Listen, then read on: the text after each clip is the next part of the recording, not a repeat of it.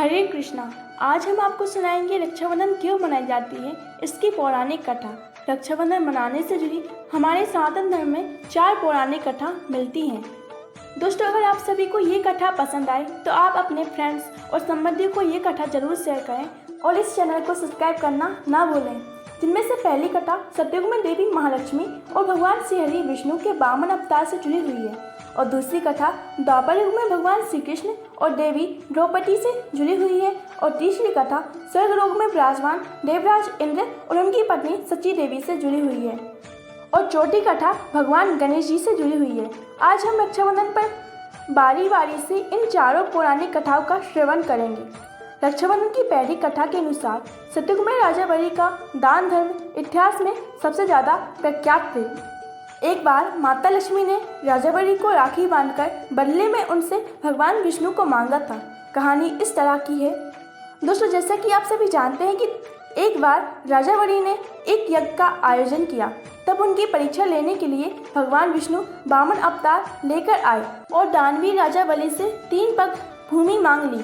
बलि ने हाँ कह दिया और वामन अवतार ने 2 पग में ही सारी धरती और आकाश नाप लिया। राजा बलि समझ गए कि भगवान विष्णु साक्षात वामन के रूप में उनकी परीक्षा ले रहे हैं। वामन भगवान ने राजा बलि से पूछा कि अब मैं तीसरा पग कहाँ रखूँ राजन। तो राजा बलि ने अपना सिर उनके सामने कर लिया और भगवान वामन बलि के सिर पर पाँव रखकर उनकी भक्ति से प्रसन्न हो गए। वामन अवतार ने राजा बलि के सिर पर अपना चरण रखकर उन्हें पाताल लोक भेज दिया और राजा बलि की भक्ति से प्रसन्न होकर भगवान ने उन्हें एक वरदान मांगने के लिए कहा। तब राजा बलि ने भगवान से कहा कि हे प्रभु, अब तो मेरा सब कुछ ही चला गया। प्रभु, आपसे मेरी एक विनती है, कृपया आप मेरी विनती को स्वीकार करें, मेरे साथ पाताल में चलकर रहें। भगवान वामन को भी अपने भक्त की बात माननी पड़ी और विष्णु जी बैकुंठ छोड़कर पाताल में बलि के साथ रहने लगे। विष्णु के पाताल लोक में वास करने के कारण सृष्टि अस्थिर होने लगी, क्योंकि सृष्टि को चलाने वाले पालनहार श्री हरि विष्णु ही पाताल लोक में रह रहे थे। जब देवी लक्ष्मी को यह पता चला तो वे गरीब महिला का रूप धारण कर राजा बलि के पास पाताल लोक पहुंची और राजा बलि को राखी बांध दी। राजा बलि ने कहा कि मेरे पास तो आपको देने के लिए तो कुछ भी नहीं है। इस पर देवी लक्ष्मी अपने असली महालक्ष्मी रूप में आ जाती हैं और बलि राजा से बोली कि आपके पास तो साक्षात श्री हरि है और मुझे वही चाहिए।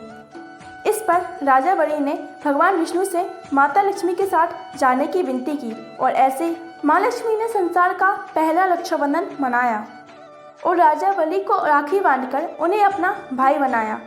देवी लक्ष्मी ने भगवान श्री हरि विष्णु को राजा बलि के वचन से मुक्त कर दिया और प्रभु बैकुंठ वापस जाते वक्त भगवान विष्णु ने राजा बलि को वरदान दिया कि वे हर साल 4 महीने पाताल लोक में ही निवास करेंगे। यह 4 महीने आज चतुर्मास के रूप में जाने जाते हैं, जब भगवान बैकुंठ में योग निद्रा में होते हैं और बलि के साथ रहने के लिए पाताल लोक में जाते हैं। चलिए अब जानते हैं रक्षाबंधन की दूसरी पौराणिक कथा। एक बार महाभारत काल में यानी द्वापर युग में जब पांडवों के सबसे बड़े भाई युधिष्ठिर इंद्रप्रस्थ में राजसूय युद्ध कर रहे थे, उस समय सभा में शिशुपाल भी मौजूद था। शिशुपाल ने भगवान श्री कृष्ण का अपमान किया तो श्री कृष्ण ने अपने सुदर्शन चक्र से उसका वध कर दिया। इसके बाद श्री कृष्ण के हाथ पर वापस लौटते वक्त सुदर्शन चक्र से श्री कृष्ण की छोटी उंगली पर घाव हो गया और उससे रक्त बहने लगा। तब देवी द्रौपदी ने अपनी साड़ी का पल्लू फाड़कर श्री कृष्ण की उंगली पर लपेट दिया। तब श्री कृष्ण ने देवी द्रौपदी को वचन दिया कि वे इस रक्षा सूत्र का वचन अवश्य निभाएंगे और आजीवन द्रौपदी की रक्षा करेंगे। इसके बाद जब कौरवों ने धूर्त सभा में द्रौपदी का चीरहरण किया तो श्री कृष्ण ने चीर बढ़ाकर द्रौपदी की लाज रखी। मान्यता है कि जिस दिन द्रौपदी ने श्री कृष्ण की उंगली पर साड़ी का पल्लू बांधा था वह श्रावण पूर्णिमा ही थी। आज उसी श्रावण पूर्णिमा के दिन रक्षाबंधन का पावन पर्व मनाया जाता है। रक्षाबंधन की तीसरी पौराणिक कथा। भविष्य पुराण के अनुसार प्राचीन काल में सिर्फ बहन ने भाई को ही नहीं बल्कि एक पत्नी ने भी अपने रक्षक और अपने पति को राखी बांधी थी ताकि उनकी रक्षा हो सके। वो पत्नी थी स्वर्गलोक की महारानी और देवराज इंद्र की पत्नी सची देवी। एक बार पांडव युधिष्ठिर ने भगवान श्री कृष्ण से पूछा कि हे अच्युत, मुझे रक्षाबंधन की वह कथा बताइए जिससे मनुष्य की पेट बाधा तथा दुख दूर होता है।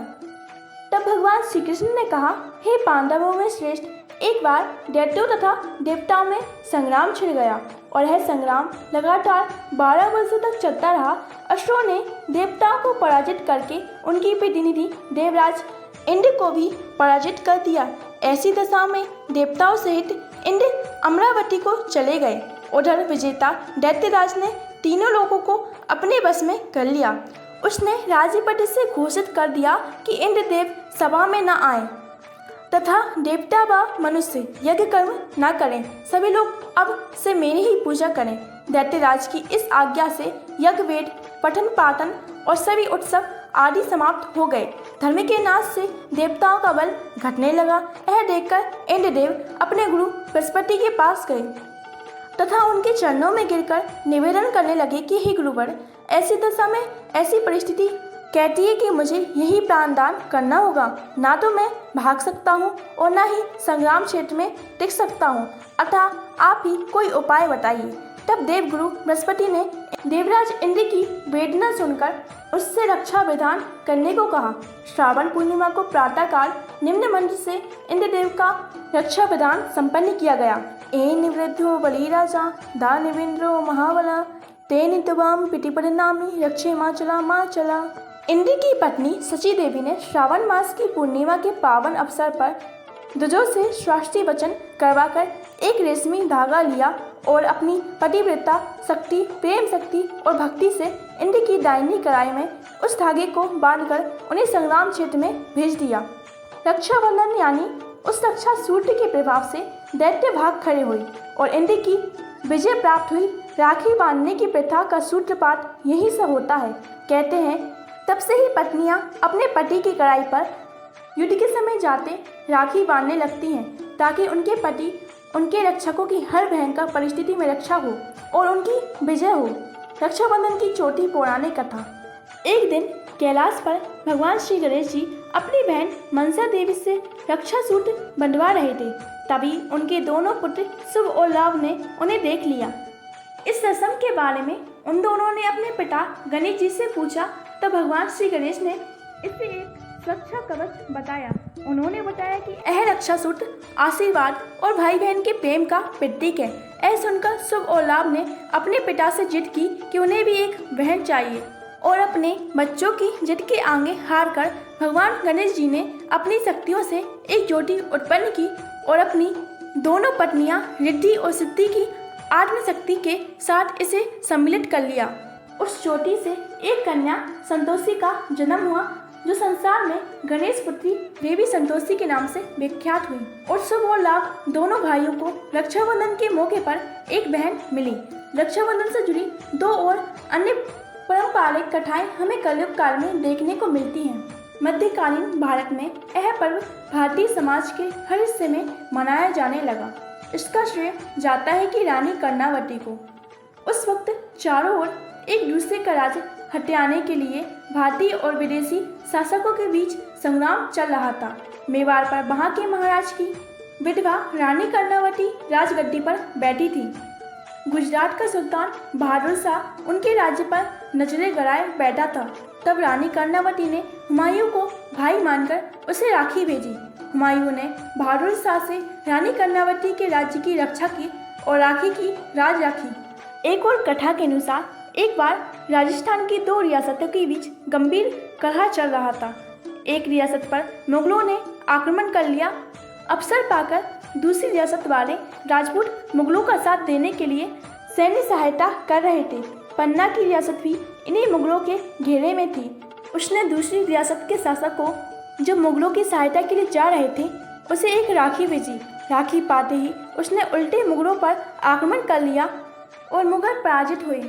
इस तरह रक्षाबंधन के कच्चे धागे ने दोनों रियासत के शासकों को पक्की मैत्री के सूत्र में बांध दिया। दोस्तों, आप सभी को ये कथा कैसी लगी हमें कमेंट करके बताइए और कमेंट सेक्शन में राधे राधे लिखना मत भूलिए। राधे राधे।